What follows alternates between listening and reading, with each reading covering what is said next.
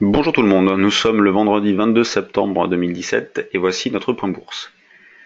Donc les séances se suivent et se ressemblent, les marchés sont toujours aussi calmes, là les principaux indices restent fermes, pas de gros retracements. Là sous les yeux vous avez le futur CAC 40 qui cote actuellement 5266 points. Il est parti à la hausse dès l'ouverture pour revenir chercher ses plus hauts récents. Donc voilà, quand on prend un petit peu de recul, on est sur des plus hauts. L'idée évoquée hier est toujours de travailler principalement à l'achat. Pas toujours évident d'acheter puisque les retracements sont d'une faible amplitude. Nous, ce matin, sur le trade du jour, on proposait un achat vers 5235, 5240. Vous voyez où l'alerte est placée ici. Le marché n'est pas allé chercher ce niveau de prix, donc on peut bien évidemment le remonter et jouer une zone d'aller-retour entre 5250 et 5266. Il ne faut pas hésiter à accumuler de petits écarts, sachant que les niveaux d'alerte sont bien plus éloignés, hein, ils sont une bonne centaine de points en dessous, donc le marché pourrait très bien retracer jusqu'à 5150, que ça ne remettrait absolument rien en question. Le biais actuel resterait haussier. On retrouve la même configuration sur le DAX, qui est ici, qui est parti à la hausse également dès l'ouverture. Pas évident d'attraper non plus. Voilà, on essaie d'acheter un petit peu plus bas. Bon, ben, là non plus. L'indice n'est pas allé chercher notre niveau de prix, donc on peut également remonter le niveau d'achat autour des 12 550 en privilégiant la recherche d'écart. Voilà, fin de semaine.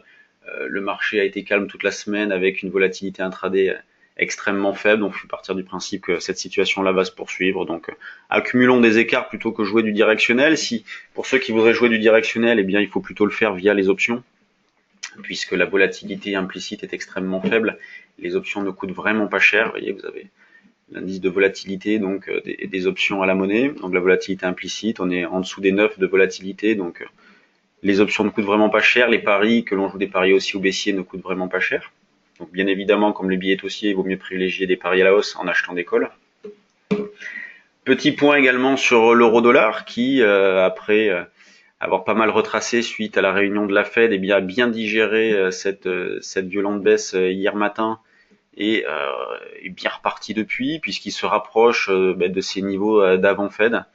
Donc là hier aussi, je vous disais qu'il n'y avait absolument aucune alerte. Le premier niveau d'alerte, c'est un 18-20, voilà le plus proche. Sinon, c'est surtout un 17-50. Donc voilà, et là, la parité depuis est bien repartie. On cherche à acheter sur des retracements. Le plus proche niveau, on peut considérer cette zone là autour d'un 19-20, 19-30. Mais c'est vrai que pour l'instant, c'est un petit peu loin, mais ça peut aller très vite sur l'euro-dollar. Une petite déclaration pourrait très bien amener un petit retracement. Donc il faut être à l'affût en achetant dans cette zone-là. Les niveaux d'alerte également sont éloignés, un 18-20 surtout un 17-50 comme je vous le disais. Et pour finir, un petit point sur les actions. Donc ce matin, qu'est-ce que l'on remarque? Je vais vous afficher la liste. Plus forte hausse de l'indice L'Oréal. Donc suite au décès de Liliane Bettencourt, eh bien le pacte d'actionnaires qui lie L'Oréal et Nestlé, eh bien le plafond des participations et des droits de vote va expirer dans 6 mois. Donc Nestlé va pouvoir renforcer ses participations dans L'Oréal. Il faut savoir que Nestlé détient 23% de L'Oréal. Donc L'Oréal, plus forte hausse. Sanofi, dont on parlait hier, qui se comporte très bien aussi. Donc le signal d'achat a été déclenché sur Sanofi. Donc nous, sur le trade du jour, on a acheté Sanofi sous 84, en 83. Et donc voilà, avec un objectif plus élevé. Donc là, c'est plus dans une optique moyen-long terme d'acheter Sanofi pour jouer un retour voilà, dans cette zone-là, la zone des 89, voire pourquoi pas les plus hauts du mois de mai. Tout dépendra si l'indice poursuit au-dessus de 5003, bien évidemment. Quand on lance les screeners volume, on remarque voilà, de la spéculation toujours, donc le moral reste bon. Et les titres à mettre sous surveillance en pur intraday, eh bien Hard Price, titre sur lequel il y a de l'intérêt ce matin, il y a un volume en augmentation, graphiquement c'est plutôt joli, donc à surveiller dans une logique d'intraday Hard Price. Voilà, pour le reste, il y a voilà, Ribert aussi à mettre sous surveillance en essayant d'acheter sur des petits retracements. Et en ce qui concerne le trade du jour action, hier nous avons sorti Neuron, voilà, qui ne faisait plus grand chose depuis un petit moment. Donc dans cette zone-là, nous avons décidé de sortir Neuron. On en avait acheté par ici, on avait allégé en double top ici, et puis là maintenant elle bouge plus, donc on a pris la décision de sortir.